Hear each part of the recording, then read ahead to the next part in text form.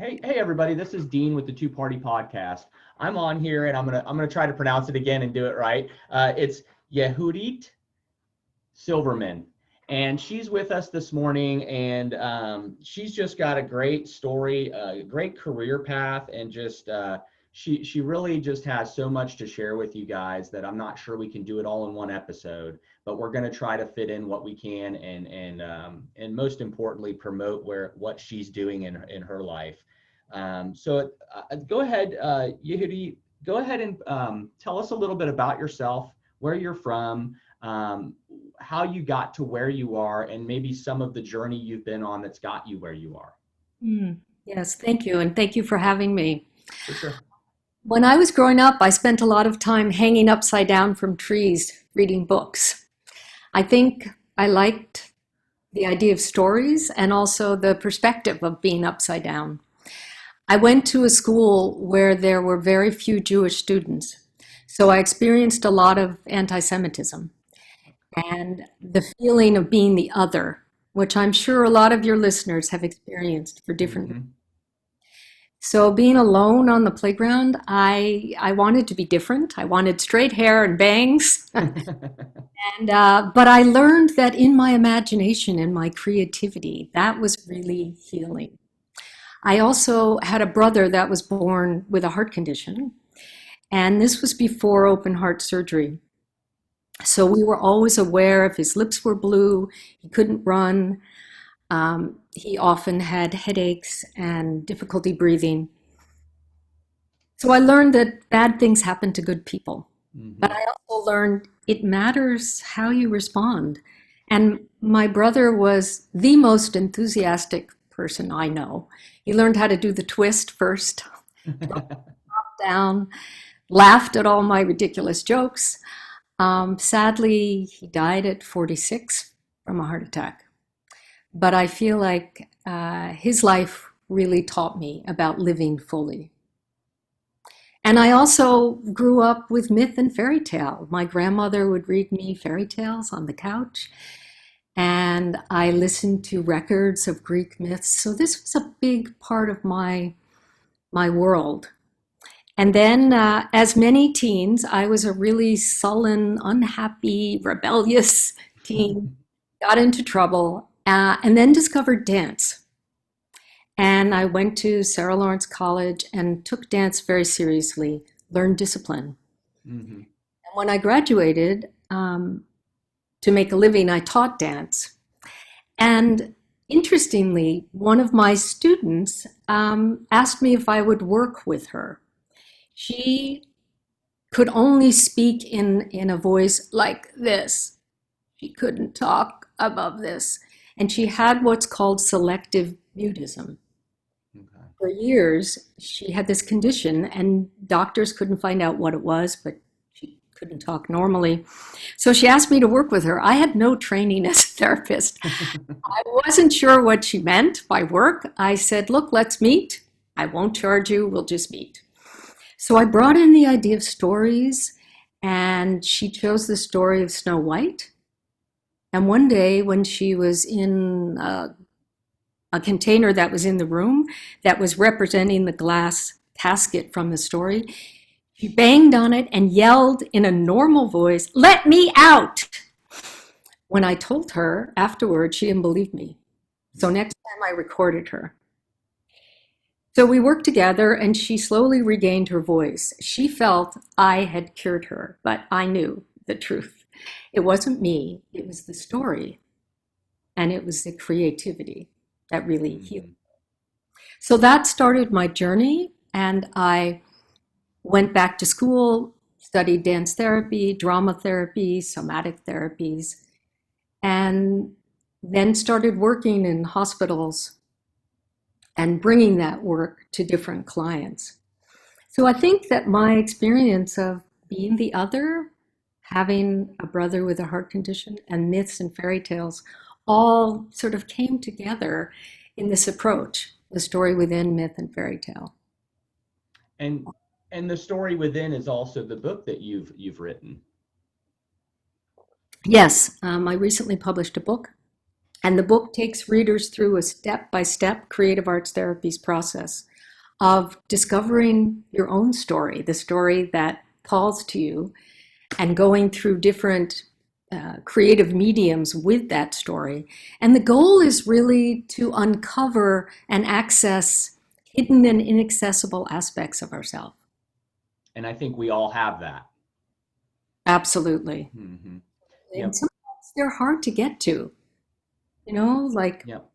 We discussed, we had a guest on yesterday and we discussed a little bit, I guess every episode I have an opportunity using this platform to kind of, I guess it's therapy for me. So every time I have a guest or we discuss certain things, I have an opportunity to kind of discuss a little bit about my background and very dysfunctional background, grew up in a very dysfunctional, abusive home. My father was a murderer. And a drug dealer, and just lived a very horrific life. My mother fortunately got us away from that in the midst of being kidnapped, used as human shields in a police shootout while they tried to get custody of us from my father. There was just multiple really horrific things that went on. Luckily my mom was a strong woman and she got us away from it. She went back to school. She really just stood up and just took her role as a single mother very seriously. And she got us counseling and she got us help. So we were able to work through those things.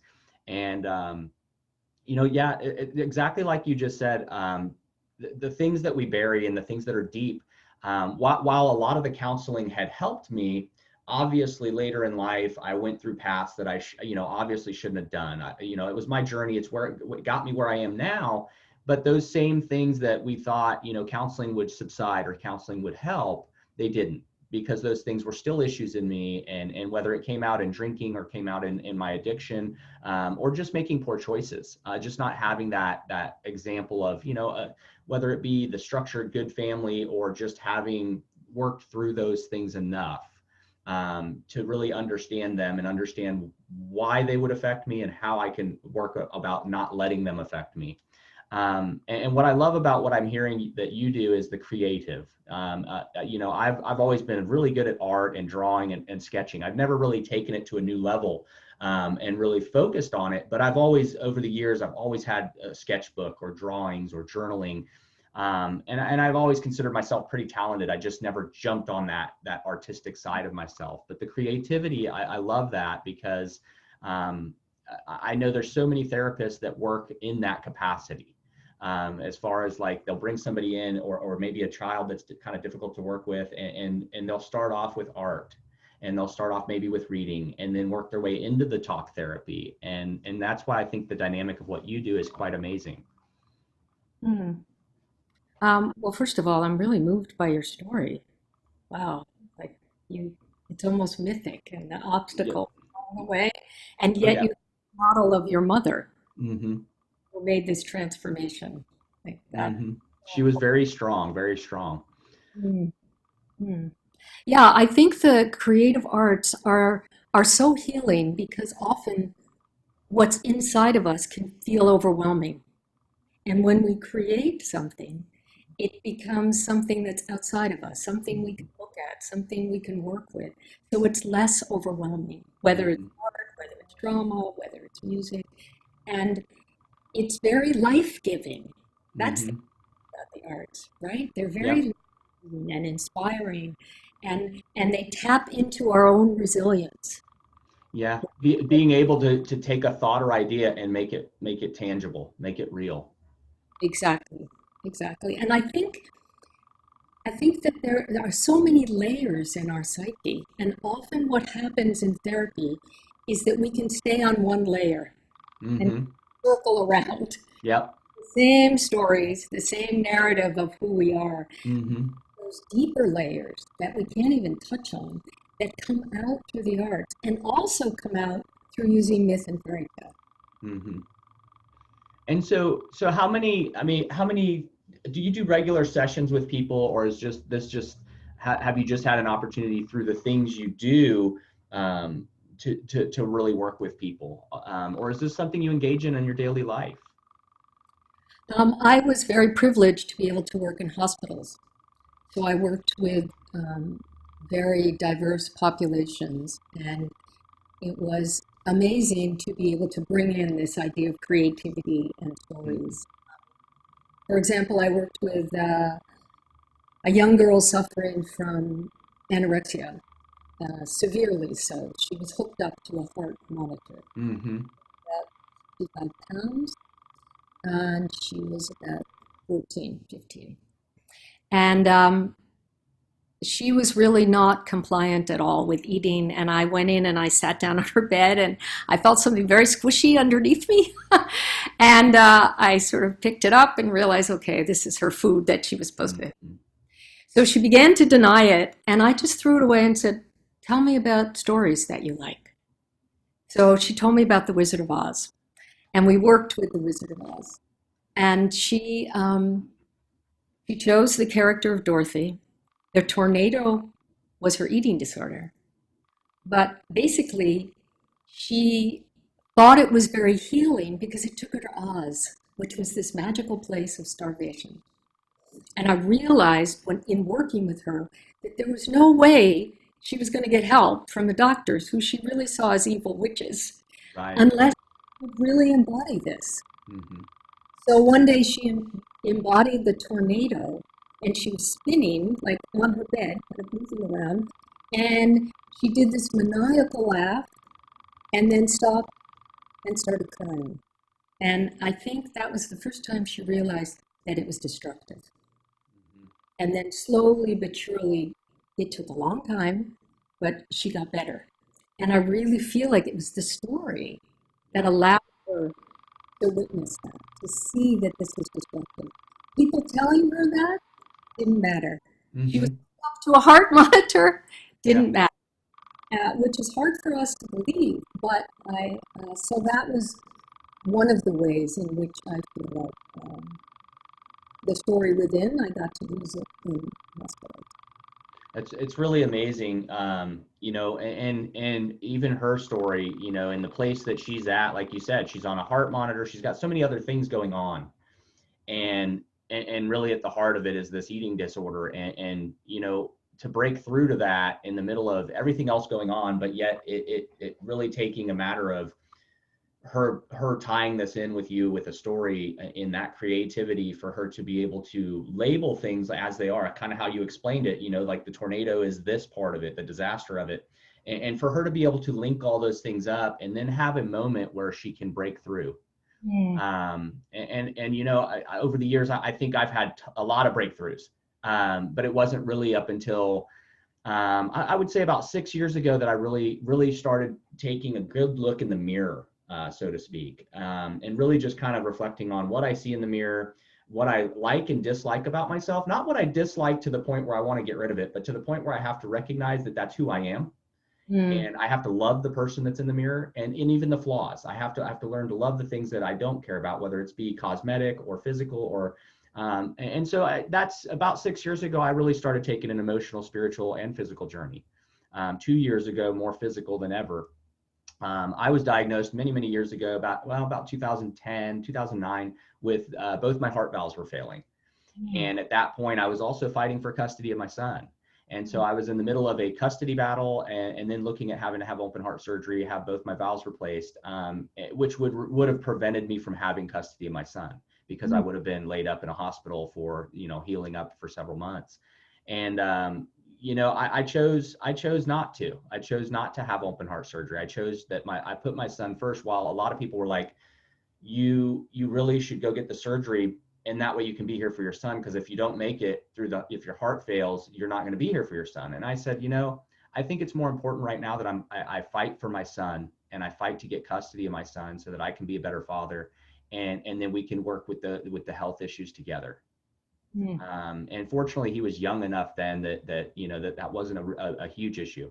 Um, Fast forwarding many, you know, all the way up to 2014, 2015, I think is when my heart doctor finally cleared me. So and able to go back to work, changed my lifestyle, quit drinking, quit smoking, I was eating better. All these things that contributed to all of my tests that I had to do every 3 months, getting better every test. And to the point where I finally, you know, I keep nitroglycerin with me, but I don't have to have the heart surgery yet. I don't have to live on certain medications yet. I'm sure at some point, maybe in the future, I may have to have that or revisit that. But it was just important to me at that time that I was there for my son and got through this battle. And that was one of the hurdles for me that took me a minute, and also as part of a journey of just kind of self-discovery of learning to love myself. And through loving my son and fighting for custody of him, I learned kind of to love myself a little more. But you talk about the stories and the myths, and I look back at times where part of me getting through that moment was reading stories to my son. Part of that was literally laying in the bed with my 18-month-old son that I just got custody of, and just reading stories to him. And how that bond came about. And I didn't get to see him for 18 months. When he was born, his mother had used drugs. So when he was born, he was intubated.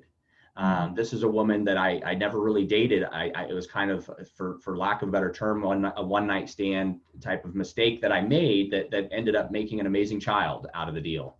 And so the storytelling and stuff, and I still joke around with my son now. He's 12 years old, and I still joke around with him about certain stories. My mom, his grandmother, used to tell him the story about crying wolf and stuff, and that's still one of the things. He hasn't seen her in years, but it's still one of the stories that me and him will crack up about because of the way she told it. Wasn't a traditional story. And so it's neat to have those connections in our minds that take us out of, sometimes that take us out of stress and take us out of reality, take us out of depression, which is a big topic we've spoke on lately. Tell me a little bit about the movie and how it ties in with the book, how those correlate together to kind of bring that all into one big perspective. Well, I've actually made two films. The first film is called The Story Within Myth and Fairy Tale and Therapy. And basically, you see 6 people going through the process and dealing with different aspects of their life through their chosen story and through the arts.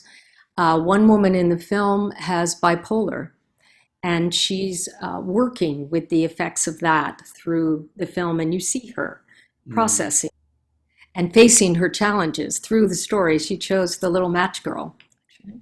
And another woman was her parents survived the Holocaust. They were in Auschwitz, and they never talked about it. It was silent. She tells the story of Pandora's box. And on film, she actually opens the box for the first time. That's amazing. Yeah, it was extremely powerful. And I think the book and the film go together because you read the book and it takes you through the different exercises, then you see them manifest. Playing out. Exactly. That's truly amazing. What are some of obviously working with these people through the film, but also just some of the people you've worked with in your life, how does it change you? Because obviously there's always that, the doctor helping the patient thing, and the patient, goes about and lives happily ever after, we always hope. How has the people you've got to work with, or maybe the people that are in the movie that you talk about, how has that changed you? How has it impacted your life and helped you grow? That's a great question. I think I just recently retired from being a professor in the Department of Creative Arts Therapies. And I taught The Story Within for 20 years. And I feel like every single year I learned from my students. Yeah. Different aspects about the process, something that they brought in that was missing, that needed to be there. So I feel like they constantly taught me. Also, my second film, which is called The Hidden Face of Suicide, that was a film that I made to work on issues around shame and stigma that still surround suicide. I worked with a Montreal group called Family Survivors of Suicide, and they talked about what it was like to be survivors, to be the ones left behind. We also worked with the idea of making masks. So they made masks that are a big part of the film. And we used masks because they said they felt like they had to hide behind a mask. That knew what it's like. So in terms of learning, I made the film because I felt like it was important to break the stigma. What I didn't anticipate was that the film is kind of screened around the world. It's actually traveled more places than I have. Um, but when I have gone with the screenings, people in the audience stand up and tell their stories for the first time. That's cool. And that I didn't anticipate. One woman at a screening stood up and said, I'm 65. My mother took her own life when I was 25. For 40 years, I've never talked about it. I was too ashamed. That's crazy. That just blew my mind. For 40 years, Mm-hmm. she felt she couldn't talk about it. And I had no idea that my film would give people permission to tell their own stories. So I feel like that was a big learning for me, that not only do we make a creation, but that it's the response to the creation that keeps it generative. Mm-hmm. So it's that relationship between the teller and the listener, between the film and the audience, that creates something brand new. So that was really a huge learning for me and very rewarding. That I was going to say that sounds really rewarding, and as a whole, like you said, I mean, it just makes this whole picture and just creates this energy for all involved, for you, for them, for just an amazing opportunity to basically touch lives, and I've been on this big kick lately, and we kind of talked about it a little bit before we started recording. Is with the show. The past 2 weeks, I've been going on a lot of my social media platforms and doing lives and encouraging people to help others, and encourage what as easy as holding a door for someone, as easy as giving a compliment, a smile, a hug, going through a drive-through and just purchasing the meal behind you and just drive off, just doing things for people. You never know what somebody's going through. Somebody could be suicidal, somebody could be an abuser or the abused in a domestic situation, and at that moment you could meet them at a store, in passing, hold a door for them, and give a smile or a compliment that could literally save their life or take them out of a moment that they're in, even for that split second. And so I've been encouraging that for the past 2 weeks. And what I find is through my journey of trying to teach myself, relearn, practicing kindness in that manner, and reinforcing it so that it becomes a second nature to me. So I don't have to think about seeing something and being kind. It just becomes something where I act. And so I'm working on myself to do that. And that's what I've been encouraging a lot of our audience to do. And what I find is that when I do that and I offer help to others, it helps me more than anything. It really, what I'm doing to help someone else, it saves my life. It saves my anxiety, my depression. Helps work me through the moments where I'm having a hard day. And I love that you speak on the isolation, the depression. These are all things that are big topics we've discussed. But you do workshops on suicide and trauma. And I bring that up because I just had a good friend and neighbor of mine, a gentleman that was 70 years old. His wife decided she was going to divorce and leave him in the middle of the COVID stuff going on. And, we checked on him. We thought he was good. We thought everything was good. And about 3 months ago, his son, they couldn't get a hold of him, and his son come by to check on him. And I was on the back porch of my house, and I heard a yell, and my wife yelled for me that I needed to get over there and check on Pat. And I jumped the fence. I didn't even use the gate. I ran and I jumped the fence and I ran over there, and the front door was open and I could see his feet on the ground. And I have been through so much traumatic stuff in my life that my wife calls it a light switch. So she feels like, and I do, I know, I recognize it. I have a point where when something crazy and traumatic is going on due to my past and my post-traumatic and stuff, I can turn my emotions off. And I literally can do it to the point where I can get through the moment. I can get the ambulance, the police, I can get everything resolved. And then that light switch goes back on, and I can then assess and address my feelings. And that's what happened that day. I ran over there, and the son couldn't go in. He knew what would happen. He couldn't go in there. I walked in. I confirmed, of course, the guy shot himself. It was a gunshot wound to the head. He had been there a while, and so it was quite a mess. And I was able to confirm that. I was able to make sure there was no pulse. He had been there for a while. Came out, asked them to call the ambulance and the police.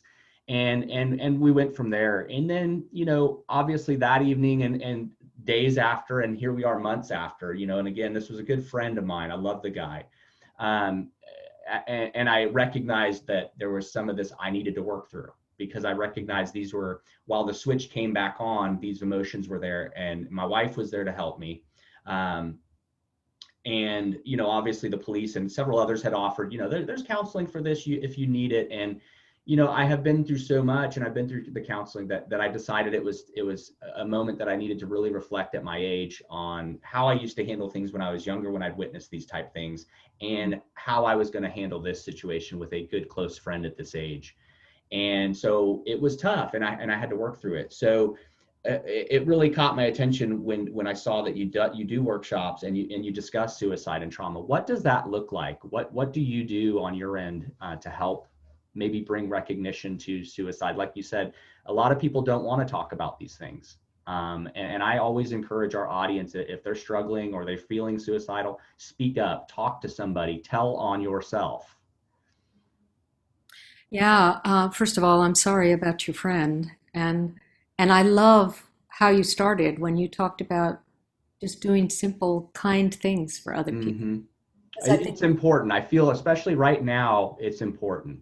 yes, and I also feel like right now with so much that's going on with the pandemic and climate and Hmm. politics and all of it, we're all holding so much. So it's really important that we have avenues of connection.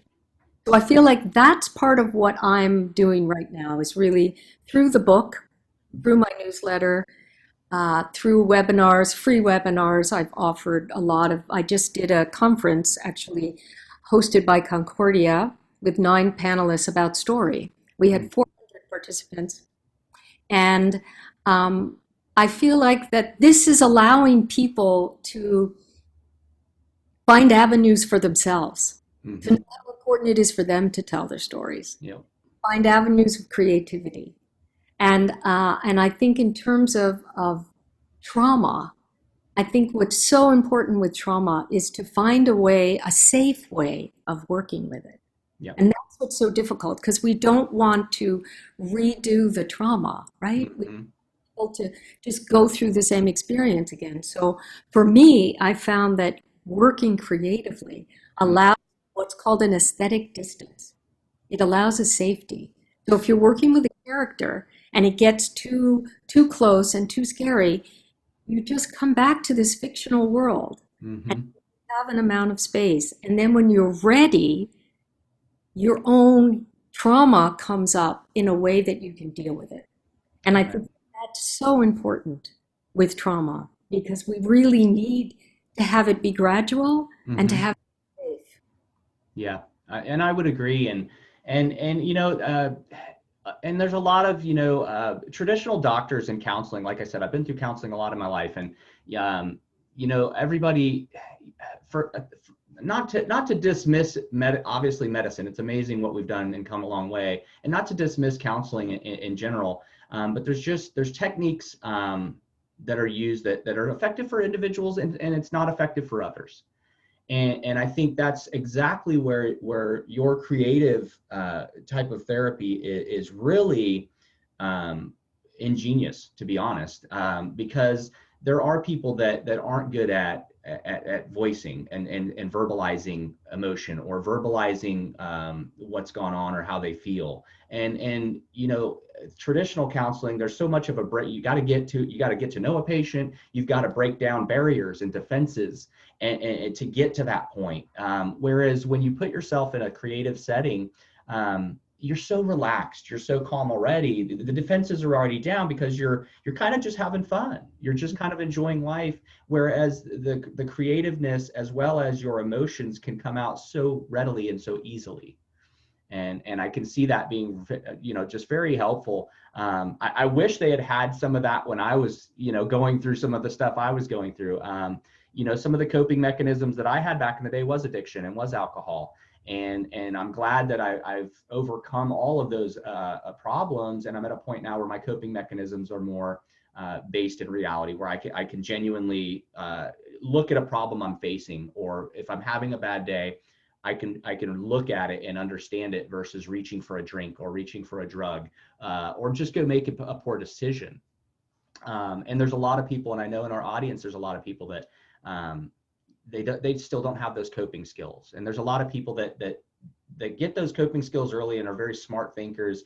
And some people don't get that until they're later in life. Me, I'm a prime example. Here I'm 44 years old, and it took me up until about 6 years ago to really reflect on and start doing some self-help and working on myself, and recognizing that all the decisions that I had made that put me through hardship were bad coping decisions, the tools that I didn't have, or I had, but I wasn't using. And so it's very, with your type of therapy, it's very creative. Suicide and trauma has been a part of my life since my earliest memories. I mean, it's my earliest memories. I've lived through so many loss of friends, loss of families, whether it be drug overdoses, murders. I've lived through so many painful things. Which again is why that light switch is there. I know that's my defense. That's when things get rough, I can hit that switch and I'm good, I'm safe. But I never, for many years, never turned that switch back on. When I'd go through a traumatic event, I'd leave the switch for that event off, and I would never address the feelings, and I would never let down the defense, even for myself to look at it. And I think it's important that we do that. And I think it's important. I've been really encouraging the audience with every guest I've had on just recently. It's just so important to look at yourself and reflect on who you are, what you do, why you do it. The why is always, that's the key that's kind of helped me, is looking at the why. Why do I think this way? Why do I make this choice when I should be doing this thing? And those coping tools, if it's one person we can help that may not have those skills, that we can recognize, well, this person's struggling with this, what can we offer? And whether it's coping skills, or in your case, you're able to offer, to expand their creativity to help them work through a problem. And I think that's just amazing. And I think it's something I encourage the audience to do daily. And it's not always about, looking for the person that's in need. It's not always about looking for the person that's damaged. It's a matter of just helping everybody. You could be the happiest person on the planet, and I can still come over and make your day. And that's what I find right now in my life. That's the journey I'm on. Is it's important for me to try to encourage everybody I interact with in every way, no matter what state they're in. Kindness doesn't cost anything. It's one of those things where I wish everybody could get that it doesn't cost anything. You don't have to spend a penny to just be kind to somebody. Give a compliment, give a smile, give a hug. Working through this pandemic, there's so much isolation. There's so much depression, higher suicide rates, a lot of just variables that are unknown. What would you give as advice for maybe someone in the audience that's going through that right now? I think, first of all, it's really important to recognize that we are all going through something. Mm-hmm. I think often the idea of mask, I work a lot with masks because I feel like we feel we have to wear a mask, Yeah. that we have to show that we're fine, Mm-hmm. and that we're tough. And we're not. Especially right now, everything's in upheaval, right? I think it's important to have people that you can share what's going on behind the mask with. Yeah. That you share your vulnerability with. Yeah. It's okay to be vulnerable. Yeah. Exactly. It's okay to be vulnerable. It's okay to admit that we're going through something. And I think the power of myth and fairy tale is that there's this idea of a quest. There's this idea that you're going through something, and there are challenges and obstacles, and that's part of the journey.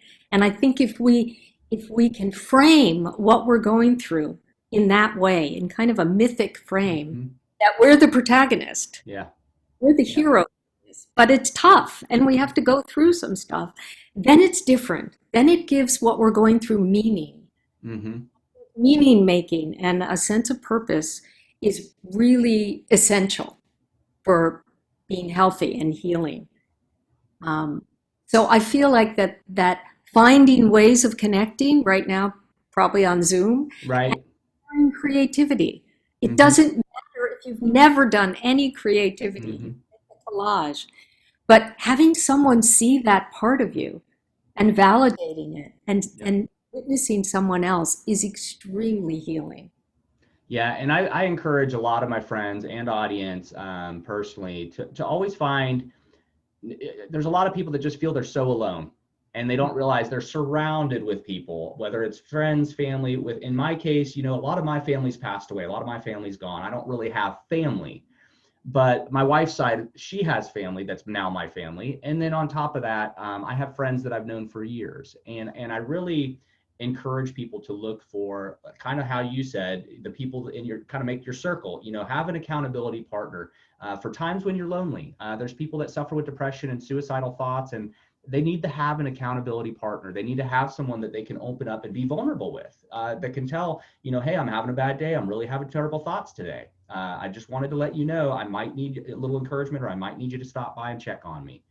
And we need that. We're human beings. We're designed for companionship. We're designed for fellowship. We're designed to communicate and build on relationships. And I think one of the toughest things that for me was, and I've discussed this on several episodes, is relationships in general. Friends, I used to sabotage those things. It's important that we remember that our relationships are some of the most important things we have. And having accountability, having people we can be honest with, vulnerable with, we can tell our story to and won't be judged. Those are things that are so important in this world that we live in. There's so many, obviously, with crazy elections and nonsense politics and the media just stirring up everything they can stir up, that really isn't healthy. It's just not productive. No matter what your viewpoint is, there's better ways to interact as human beings and build on relationships and be stronger. And I think that should always supersede whatever our political views or our media views may be. It should always be the human nature. And that's how I've always kind of thought of things, and more now. Tell us a little bit about where we can get, first off, where we can get the book. Tell us some of the areas where we can find you, maybe on social media, different online platforms. Tell the audience where we can find all that about you. Probably the main place is my website, Okay. which is www.yehuditsilverman.com. There's also a story within Facebook group, and there's a closed story within Facebook group for people that are going through the process. There's now groups all over the world. Mm-hmm. Formed themselves going through the book, and in a way I think that can help with what you were talking about with the isolation and creativity, and it provides a structure. Mm-hmm. People to support each other through that process. I'm also on Instagram, and I guess that's it and in terms of where to get the book, it's on Amazon. It's on different bookstores have it, and Excellent. all that is available on my website. Excellent. I'm going to go ahead and check. I'm a big reader. My son is a huge reader. At 12 years old, the kid reads more books than anyone I've ever seen. My wife has a library. She's a reader. I'm going to look into getting the book myself because, again, this is part of my journey. This is part of the things I enjoy looking into. And you present and you bring to the table something as far as therapy. You bring something that I haven't seen or haven't done. And, the more knowledge I can get, or the more, I guess, outlets that I can look at that continue to help me on my journey to be a better father, better husband, better friend. I always welcome it. And so I'm going to go ahead and check your book out and see if I can't get it as well, and take a look at it for sure. So on that note, I want to have you on a future episode where we can maybe dig a little deeper on the structure of the format of the book, and maybe even once I get to take a look at it and we can get you on in the future, maybe even have an episode where we can maybe you can help walk me through a few steps of it, and we can kind of work the process maybe in an episode where we can share with the audience what it looks like to start that journey through the book. That sounds interesting. Yeah, and it's just something a little different. If you haven't tried it before, it would be new to me and new to you too. That's true. There we go. Things. And I think your show is great. I think it's great that you're raising awareness. If I wasn't able to use this platform for what I'm doing and encouraging the audience the way I am and bringing guests on like you that can actually touch someone's lives out there, I don't think I would be doing this. I think if I wasn't able to use this platform for good, I don't see a reason to have kind of a nonsensical show. I really feel that I have a lot to give in my story and my testimony of life. And I feel that giving a platform to people like you and a guest that can present things that also help through their story or their career, I feel like that's what I need to be doing. And that's kind of why I started Two Party Podcast. I felt that there was a need for this. While there's tons of self-help and there's tons of all kinds of stuff you can look up online, and there's podcasts as well. I don't see a lot that are unfiltered where it's just a person and two people having a communication like we don't have anymore. In this day and age, everyone's on their phone or text or email. And I felt there was a need to have a platform and a podcast show that not just was genuine conversation, but on every topic. And anything can be discussed. But at the base of what I want to do is really present a platform where we're able to help and influence the audience, not just give the audience information and resource, but actually try to help somebody out there. And that's what I really enjoy doing about this. I think that I feel the same way. I feel like I wouldn't have written the book Yes. if I feel like it could be of help or make the film, because why do it?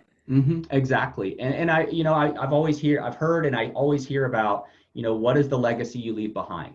And to me, I've taken that and I've condensed it down to, I'm not looking at my overall life, because probably the legacy of my life and my story isn't exactly something everybody wants to look at and call it an example. However, it's been my journey that's made me who I am. But now I've condensed it down to, what is my legacy today? What is my legacy in this interview? What is my legacy for the audience that I can bring out and you can bring out? So I, instead of looking at the legacy of my entire life in the big picture, I now look at my legacy in the moment, and the legacy of a conversation with one person each day, or just everything I do is a legacy that I work on. Instead of dismissing the moments that we have in life, because life is so short, I try to find where I can be impactful in the moment, whether it's the second I speak with someone, the minute I speak with someone, or if it's 10 minutes I speak with someone. How am I being impactful? How am I helping? If I want to sit around and joke and have comedy and fun with somebody, that's, we can do that. We can socialize. But I like to nowadays kind of engage and really be genuine in my interactions with people, so that I know that the moment I leave that conversation or I leave that person, I'm hoping to present something better and leave them in a better place when I walk away. Versus in my past, that wasn't the case. I was more opt to do damage in relationships or sabotage relationships. So that's where I really do enjoy this. And I hope in the future it helps one person. If one person gains some insight from the podcast, that's my goal. Yeah, that's beautiful. It's just something I'm real passionate about.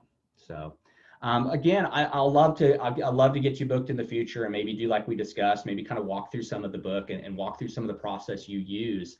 I'd love to do that. I think that would be a great thing to do, and really help somebody out there understand, or somebody that may buy the book and really want to see it in action. Maybe we can kind of help on that. So I look forward to doing that. I do too. You have a great day.